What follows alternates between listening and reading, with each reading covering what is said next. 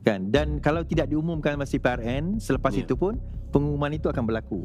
So it's just a matter of time sebenarnya, sebab pengumuman-pengumuman tersebut atau inisiatif-inisiatif tersebut sudah pun dirancang. Kita kena fokus. Kita punya masalah actually, masalah kita not so much micro but structural.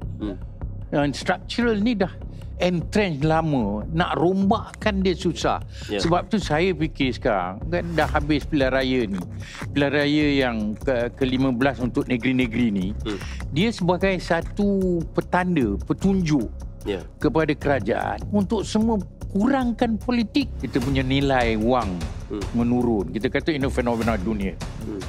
Kita dunia lah, tapi macam mana kita nak tackle yang dalam kita punya level. Falsafahnya baik, madaninya baik. Oleh kerana falsafah madani itu memang falsafah yang baik. Tapi bagaimana you nak laksanakan tiap-tiap satu persatu. Itu saya nak sentuh juga.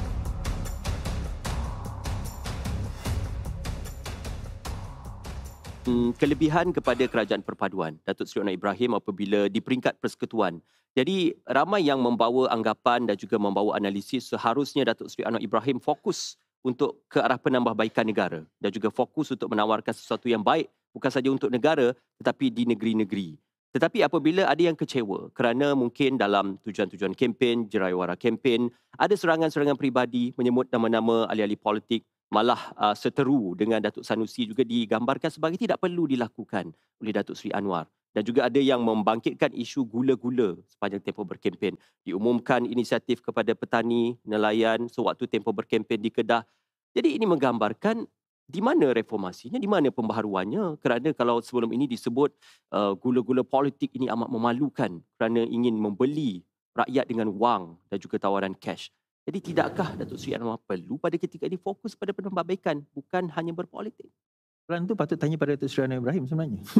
Pandangan Tuan Iswadi. Pandangan saya, kalau dikira sedemikian, ini kita kata, still tak berubah juga, rakyat masih tak terima. Maksudnya gula-gula tu pun tak jadi gula-gula juga. Kan? Dan kalau tidak diumumkan masa PRN, selepas itu pun pengumuman itu akan berlaku. So it's just a matter of time sebenarnya, sebab pengumuman-pengumuman tersebut atau inisiatif-inisiatif tersebut sudah pun dirancang.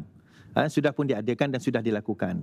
Tapi sebenarnya hakikat yang kita perlu lihat sekarang ini, sebagaimana debat Rafizi dengan YB Shahir itu kan, kita nak kena faham bahawa perubahan yang kita nak lakukan perubahan apa? Adakah perubahan itu sekadar perubahan kosmetik, kita setakat nak bagi dana itu, dana ini, subsidi itu, subsidi ini, atau kita nak buat perubahan secara struktur, secara dasar. Perubahan satu perkara yang kita lakukan berbeza daripada dasar-dasar sebelum ini. Perkara ini sebenarnya yang kita nak kena tonjolkan kepada rakyat. Ini suka nak difahami. Bila kita bercerita tentang perubahan struktur, saya bagi contoh mudah. Selama 20 tahun, kerajaan sendiri selama 12 tahun, tak pernah ada kenaikan pada kadar tangga gaji contohnya. Tak ada reformasi dari segi jumlah gaji. Atau bukan reformasi, tapi perubahan daripada segi gaji. Even yang swasta sekalipun tidak ada. Tidak ada pemikiran bagaimana nak meningkatkan gaji. Nah, kalau kita bercakap tentang kos sara hidup tadi tu, kita tak boleh menafikan kenaikan harga barang itu akan berlaku. Itu dunia. I mean secara apa orang kata, secara ekonominya harga barang memang akan meningkat. Compare harga barang 20 tahun dahulu, harga barang memang berbeza. Cuma persoalannya, adakah kadaran kenaikan tersebut sama dengan kadaran kenaikan gaji? Itu persoalan. Now, kadaran kenaikan gaji kita tak pernah cakap. Dan tidak pernah kerajaan sebelum ini memikirkan bagaimana nak meningkatkan gaji rakyat. Kita hanya membiarkan market, it becomes market driven, dipandu oleh market saja. So now kerajaan bercakap bagaimana nak meningkatkan kadar gaji ini lebih daripada apa yang sepatutnya. So that's why gaji progresif diperkenalkan. Tapi gaji minimum ada suatu peraturan Majlis Undingan Gaji untuk ditingkatkan dalam tempoh 3 tahun. Itu memang termaktub dan tergezet. Jadi sekarang ni isunya bagaimana intervensi kerajaan untuk meningkatkan gaji bukan hanya pada tangga minimum tetapi gaji yang bermaruah. Gaji minimum itu satu topik yang lain. Gaji minimum itu akhir ini tidak dilaksanakan. Dia digazet tapi tidak dilaksanakan. Sebab itu kalau kita tengok sekarang, zaman Ismail Sabri tidak dilaksanakan, dia di hold. Ada alasan dia, ada sebab dan ada cerita dia. Saya sendiri pun personally tak berapa in favor of gaji minimum. Tetapi gaji progresif ni adalah melihat bagaimana kaedah tanpa orang kata apa, terlalu kesan, terlalu berat kepada ekonomi dan juga majikan, kita boleh meningkatkan kadar gaji swasta. Kerajaan satu hal, tapi swasta. Sebab bila peningkatan gaji, peningkatan kepada kos. Okey, Tan Sri. Kita selalu cakap kenaikan gaji. Ini akan disertai dengan inflasi. But kita tidak pernah membincangkan gaji ni boleh jadi relevan kepada kehidupan kalau kita kaitkan dia dengan produktiviti. Sekarang kita punya produktiviti tak meningkat mengikut jadi bila produktiviti kita tidak meningkat, kos nampak tinggi, kita tidak dapat kurangkan kos. So I think kita kena fokus. Kita punya masalah masalah kita not so much micro but structural. Dan structural ni dah entrenched lama, nak rombakkan dia susah. Sebab tu saya fikir sekarang kan dah habis pilihan raya ni, pilihan raya yang ke-15 untuk negeri-negeri ni, dia sebagai satu petanda, petunjuk kepada kerajaan untuk semua kurangkan politik. Kena kurangkan politik, semua kena tengok macam mana kita boleh membangunkan negara untuk masa depan kita. Even DAP pun sekarang dia kena politik etnik ni membahaya. Kita kena betulkan. I agree, totally 100% agree with you. Kita talk about salary. Kita kena fikir perubahan struktur daripada segi gaji. Dan kedua, betul, saya nak tambah sebenarnya tadi, productivity. Kajian memang mendapati bahawa productivity di Malaysia ni is very low. Very low. I mean, pekerja kita sebenarnya daripada segi productivity kita low. Dan ini bukan kata Iswadi, ini memang kajian. Apabila menyentuh berkenaan productivity itu, saya kira anda cakna juga dengan pengumuman ekonomi madani yang diluncurkan oleh Datuk Seri Anwar Ibrahim dan juga pengumuman gaji progresif. Ia amat cantik di atas kertas, tetapi yang terdetik dan juga menjadi kerisauan beberapa penanalisis ekonomi apabila perkara pertama dalam ekonomi madani disebutkan mengharapkan menjadikan Malaysia sebagai 30 ekonomi terbesar dunia. Adi menyatakan itu tidak realistik kerana kalau digambarkan ekonomi terbesar, kita masih perlu melalui Thailand, malah Indonesia juga mempunyai kapasiti pasaran buruh yang besar. Cuma apabila dicadangkan supaya kita menambatnya kepada pendapatan per kapita. Jadi kebanyakan ide-ide itu dilihat sebagai lebih bersifat filosofikal tetapi tidak empirical. Tuan Iswadi. Saya lebih tertarik dengan the practicality of it. Rather than kita kata nak jadi terbesar, terbaik, tertinggi dan sebagainya. Saya tak berminat dengan bab tu. Benda itu akan naturally berlaku. Kalau kita lakukan benda yang structural, kita cerita benda structural ni. Challenge dia sekarang ini, kita kata nak buat gaji progresif. Isu daripada majikan.